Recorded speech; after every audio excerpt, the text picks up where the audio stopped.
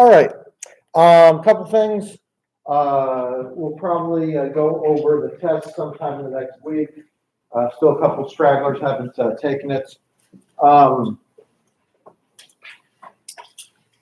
As you saw on the syllabus, most likely we are not going to do 5.3. 5.3 asks some interesting philosophical questions about the nature of probability, but we're just going to skip over that.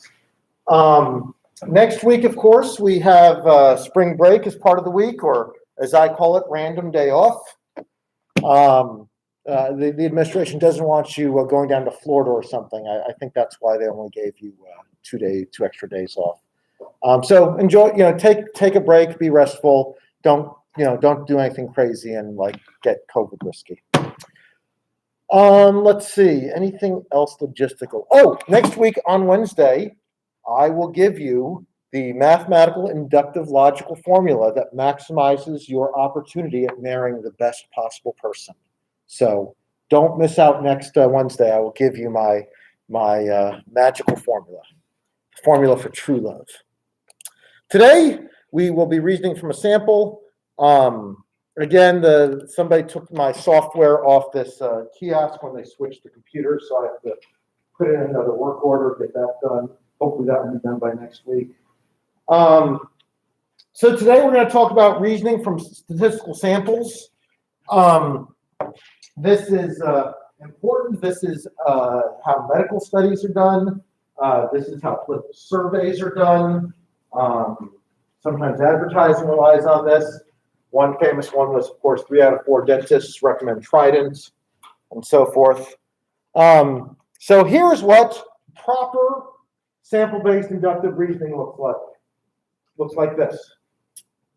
N% of known members of group A are also members of group B.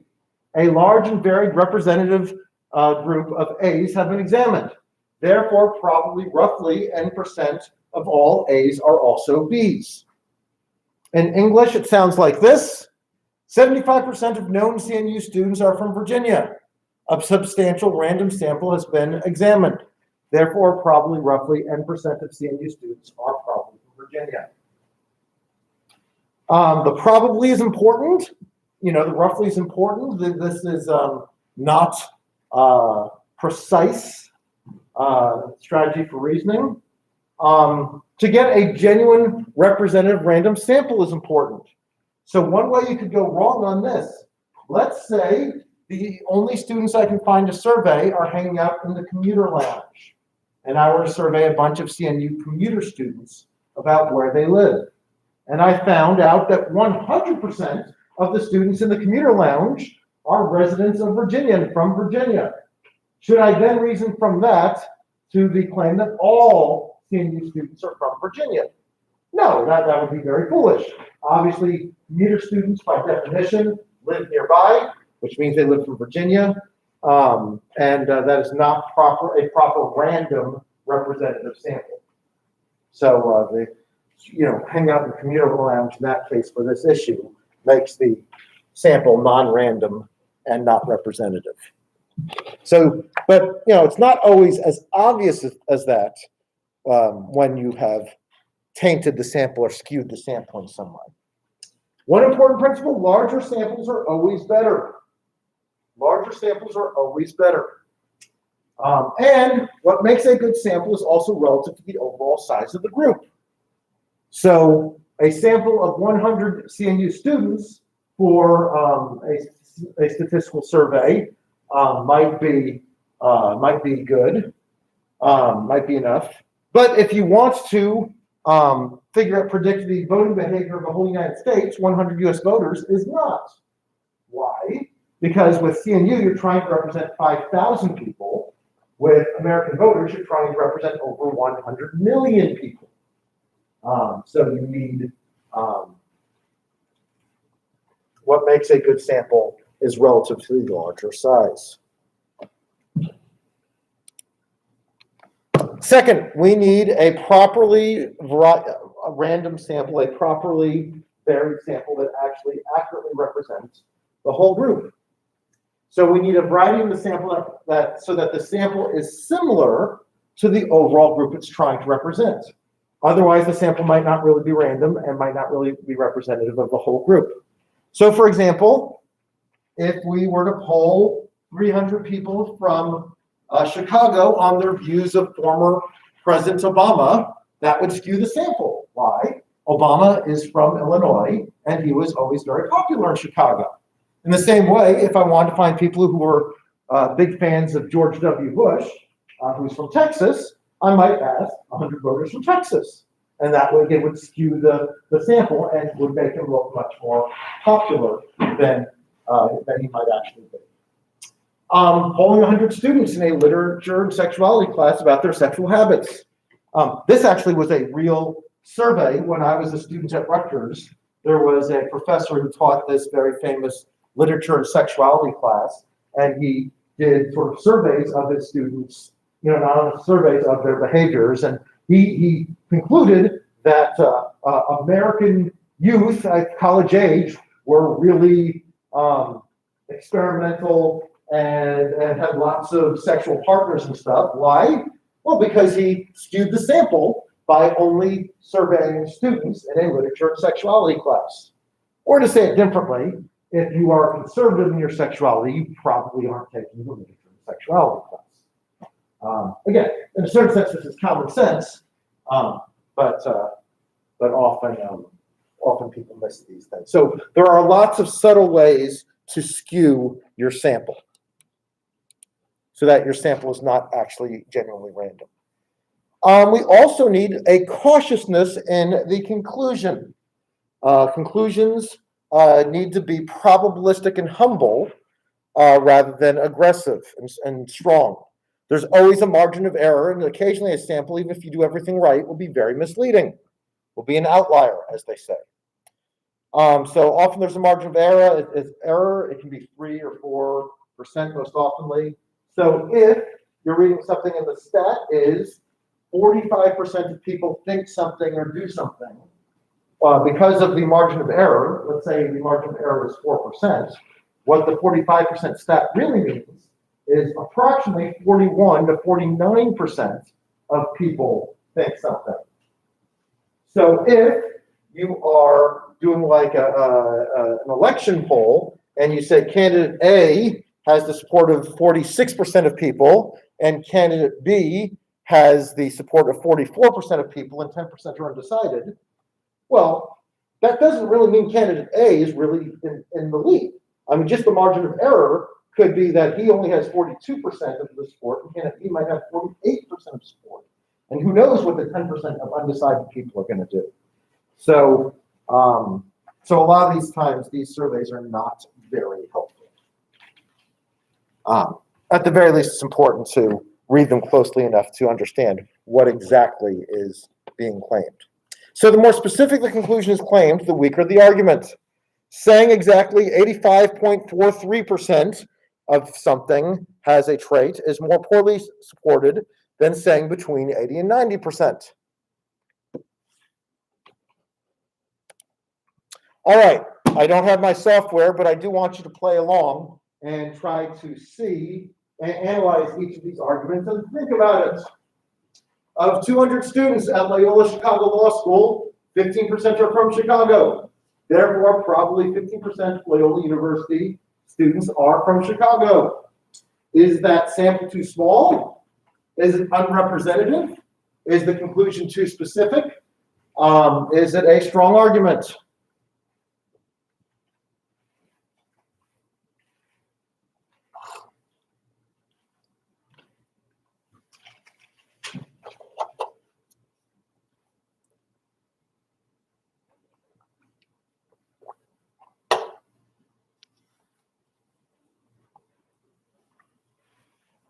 All right, well, let's talk this through.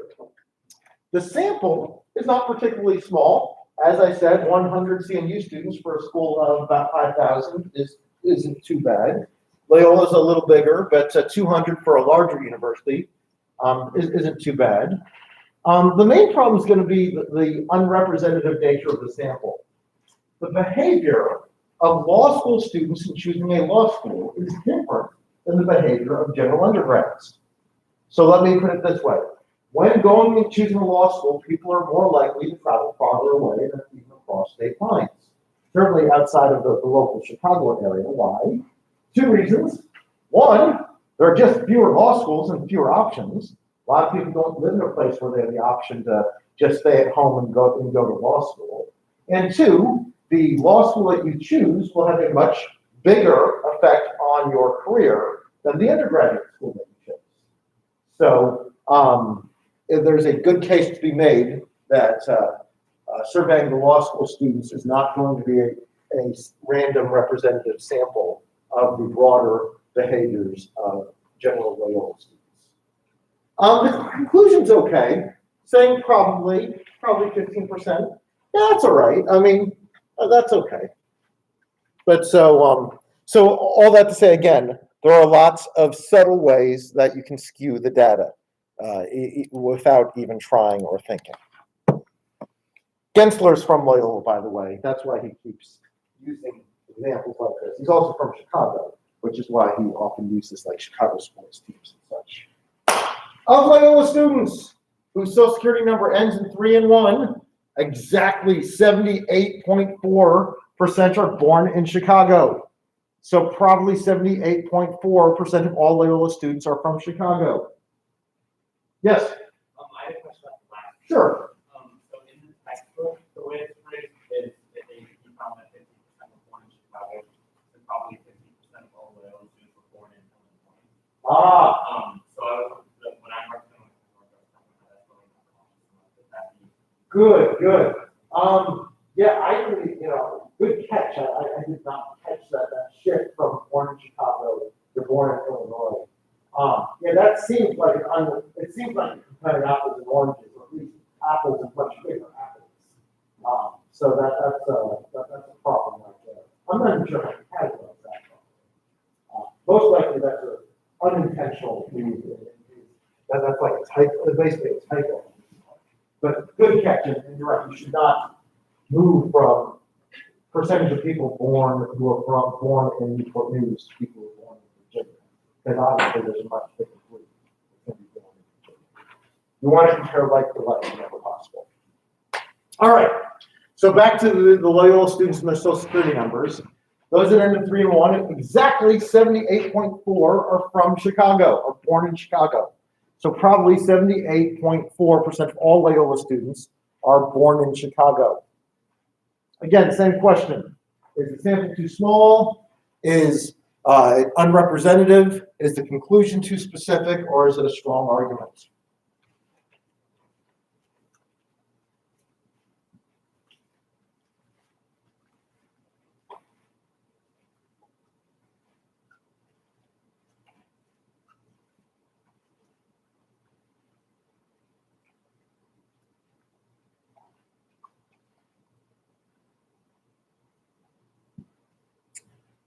All right, well, let's talk about this one at a time. Is the sample too small? It doesn't come out and tell us how big the sample is.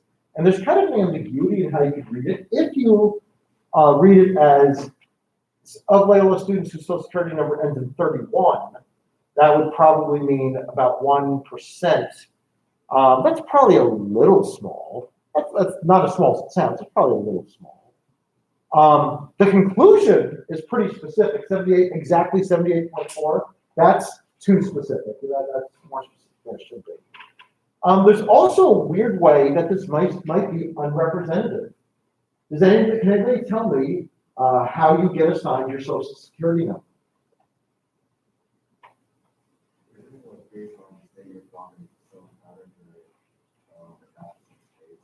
That's right. There's certain patterns. I don't know the exact way that's calculated, but there are certain patterns based on where you're born.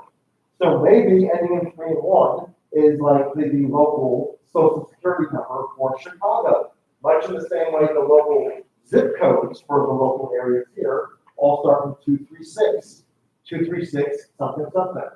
So maybe all the Chicago numbers end in 301. 301. So there might be a weird way that this is not really representative. Now again, if you didn't know that about social security numbers, that's okay. But now you know. And again, it's a good illustration that there are lots of unexpected ways that can confound the data, that can mess things up. All 6 employees at a hotel in Rome were fat and lazy. Therefore, Italians are generally fat and lazy.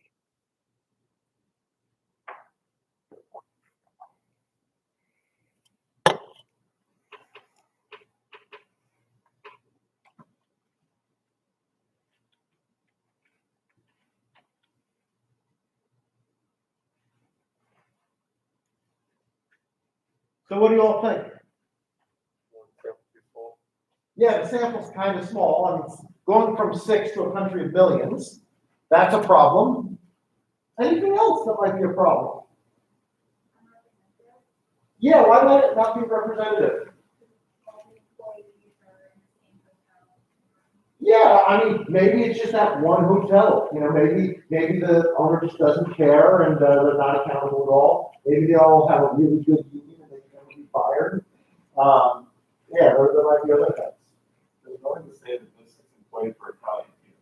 Oh, that excellent point. They work in Rome, but you know, maybe they're all migrants. I mean, you know, there are jobs that attract a disproportionate number of non-native people. So yeah, I mean, there's all sorts of potential things going on here that are not necessarily good reasoning. So yeah, there's also all sorts of things wrong with this argument, which is why we don't, work off stereotypes. How about this? Most of the people I know plan to vote for Obama, assuming we have a time machine. So therefore, Obama will probably win the election. Is the sample size too small? Is it unrepresentative? Is the conclusion too specific? Is it a good argument? What do you think? I think the either of the two, but for the sample, I mean, the person clearly voted for Obama, but all of the people that he knows, they don't so much vote for these, but then also it could have not many people. Good. So for one thing, I mean, how many people are we talking about? I mean, you're talking about 10 people that you talk about casually? Are you talking about your full social media network? I mean, so it might be too small. The unrepresentative thing, I mean, here's the truth. Your friend group, even your expanded social network friend group, is almost certainly not representative randomly of the larger voting population of the United States. So, for example, you probably don't know enough senior citizens in your network, and the opinions of 20-year-olds, the opinions of 80-year-olds on political matters are often quite different. Strange thing when somebody's more than half a century older than you. Also, racial diversity. Does the racial diversity of your friend group match the overall diversity of America? Probably not. So there's all sorts of ways that this is probably not a particularly good argument. We all attract people that tend to think like us. And if you're loud in your political opinions, you might actually know lots of people that disagree with you that just don't want to fight with you about it.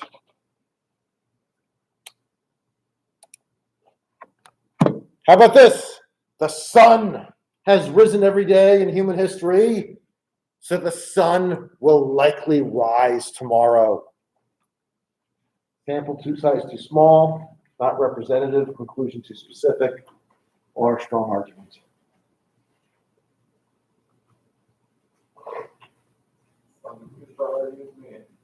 I hope it's a good argument, right?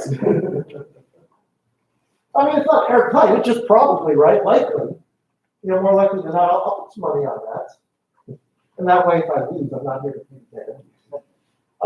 But yeah, so sample size isn't too bad. I mean, still, you might argue, well, what's human history? 6,000, 8,000 years. I mean, by history, written, known history. Maybe there were days before that that weren't recorded where the sun didn't rise. Sample not representative. Hard to see if there's a problem with that. Conclusion's not specific. That's a pretty good argument. I mean, still, someday, I don't know, one of my astronomy majors, one of my science majors, what's supposed to happen to the sun in millions of millions? It's supposed to get big and turn into a red giant or something. Yeah. So that'll be a bad day for humanity. But hopefully we'll be out in Alpha Centauri with warp drive and, Something like that, assuming we don't blow each other up or, die of COVID-20, the next variation or the zombie. Don't even joke. Don't go there. Too recent, huh? Yeah, fair enough. All right, let's go to something a little more lighthearted. Lucy has received A's on her first 4 logic quizzes. So let's reason she'll probably get an A on her 5th logic quiz. Consider whether the following information strengthens or weakens her argument. Don't hate her because she's good at logic.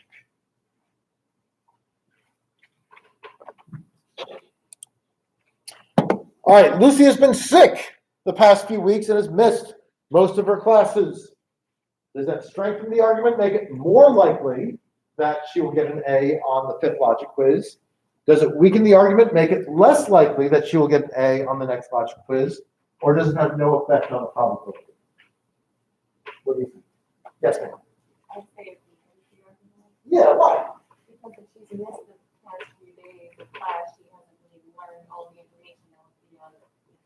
Yeah, I mean, it's kind of obvious. I mean, when you're sick, we usually give you extra time. And even if you watch it on the live stream, that's not as good for the class. But yeah, there's, we all know when we're sick, we're at a disadvantage. You got something? Just something that I doesn't specify how long it will be a 4th logic quiz was. Okay. So, I mean, maybe she has time to make it up, so it might not really have an effect. Yeah, maybe. But still, if you've missed weeks of classes, you're surely at a disadvantage. Maybe not insurmountable. Oh, what about this? What if the first 4 logic quizzes that she aced were on formal logic, but the 5th was on informal logic? Does that make it strengthen the argument, make it more likely that she'll get an A, weaken the argument, make it less likely that she'll get an A, or have no effect? What do you all think? Or is it breaking the pattern? Yeah, I mean, it's a less similar kind of skill. Maybe she's just really, really good with like the formal language, but she's not good at the other stuff. Definitely possible. Anything else? Any other thoughts? Yeah, that's probably right. It probably weakens the analogy, weakens the relevancy of the sample. Although I will point out, I think most people find informal reasoning to be much easier than formal reasoning. Lucy has never received less than an A in her life. Now we really hate her. Does that strengthen the argument that she will get an A on the next test, weaken the argument, or have no effect?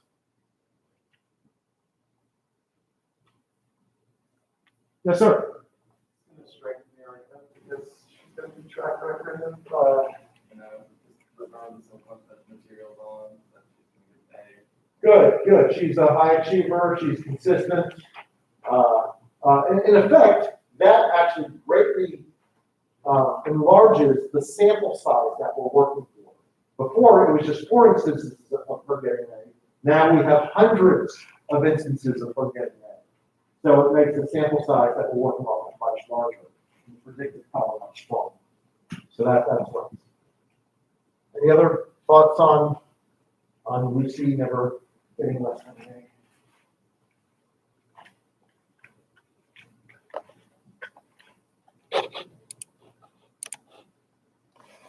What about this? A student in this course gets to drop the lowest of the 5 quiz grades. Does that strengthen the argument, make it more likely that you'll get an A on the 5th quiz? Weaken the argument, make it less likely that you'll get an A on the 5th quiz, or have no effect? Yes, sir. No effect. And why? Because regardless of if you can drop one, it won't affect how it is actually ace it and fail it, depending on what you can drop. Maybe. I thought it would weaken it is knowing that she can drop the Yeah. I mean, look, some of us, if I knew that there were only 5 quizzes and I got to drop one and I already aced the first 4, I might not even show up. I might go to the beach. So I get a 0. Other people would show up, but just not study or not study as hard. So, and again, it doesn't have to be universal, but it certainly weakens the circumstances under which she's taking the test, and she might act differently than she normally does. And that is enough to weaken the argument. How about this one? This is an interesting one. Let's say Lucy just took her law school admissions test, the LSAT. Will this make it more likely that she gets an A on the 5th quiz, less likely, or no effect? No effect because it's a completely different subject. Okay, so maybe it's a completely different subject, and maybe it won't affect her behavior. That's one argument. What else might we think? All right, she must be really tired out. I mean, what are you going to study harder for? 1 out of 5 logic quizzes, or the LSAT that's going to really be determinant in helping you get into a better law school? So that might be might weaken the analogy. Any other thoughts? I would have to expect them. It might strengthen it. Why? The LSAT test here, logical reasoning skills. Yeah, the LSAT test is very similar to logical reasoning skills. If it's on the right topic, it actually might make it more likely that she does well. As it's well known, philosophy majors tend to do really well on the LSAT. So, so this is an interesting one. Which one's the right answer? You can make a pretty good argument for any of the 3. And it's one of those that I can't ask you this one on the test because there's too many ways to go with it. But it's an interesting sort of thought experiment to ask about this. All right, one more.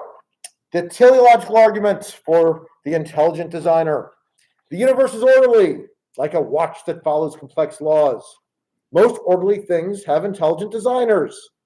We've examined a large and various group of orderly things, a large sample size. But this is all we know on the matter. Therefore, the universe probably has an intelligent designer. What do we think? Is the sample size too small? Is the sample size unrepresentative? Is the conclusion too specific? Or is it a good argument?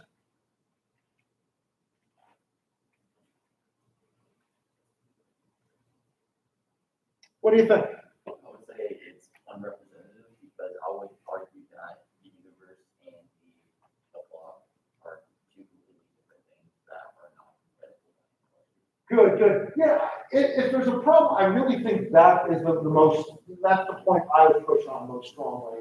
And even if you looked at a lot of machines and a lot of clocks, is the universe as a whole really like a clock? I mean, if you really, really want to have a good statistical sample, you want to look at like 100 universes, 50 that were intelligent designed and 50 that were just randomized and compare ours to them. So that I think is the most serious thing. Too small sample size, well, the example says we've looked at a lot of design things, so that's not really the problem. And the conclusion is not overly specific. It doesn't say who the intelligent designer is, just that some intelligence designed them. But whether or not everything that's been examined is relevant and similar, that's worth asking. And of course, there are some people who think this is a good argument. So William Haley, especially. All right. Well, that is our lecture on reasoning from a statistical sample. Any remaining questions? Well, we're finished a little early today, but guess what? It's a beautiful day. You can beat the other students to the lunch line and enjoy the good weather. Take care. Thank you.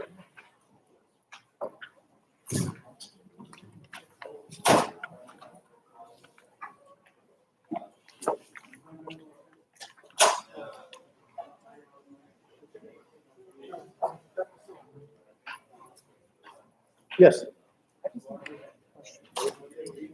What did you interested in studying like the philosophy of physics?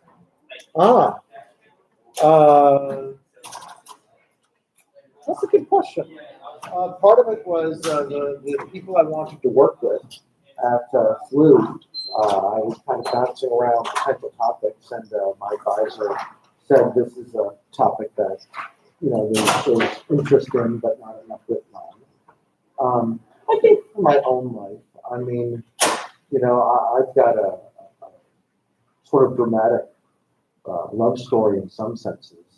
I'm the guy that, wow, in fact, this was almost exactly 23 years ago this week. 23 years ago this week, on my fiance's 24th birthday, I was diagnosed with Hodgkin's lymphoma cancer. And we eloped and got married anyway. And I don't know, I've always thought there's a certain sense in which it was a very beautiful and dramatic act of love and an optimism on both of our parts. So there's part of that in there too. So, and also it's had this nice benefit. A lot of people write their dissertation on something that they get bored with in 2 or 3 years. I mean, if you're working on some really obscure corner of philosophy, you kind of just beat it to death quickly enough. And I can honestly say, I've kind of moved on from a lot of the love-connected topics the past 4 or 5 years, but it took me a good decade to start to say, yeah, maybe there are other things I should be writing about. But, after having written 2 books on it and talked about some theological implications. So, yeah, so it's been very, I think the word is fecund. Been a lot of directions I can go with it. Been very fruitful. I'll leave it that way. Thank you for asking. No problem, I was I'll see if you. All right. Hey, is there going to be an in-person part or is it all online? Yeah, I think I saw that.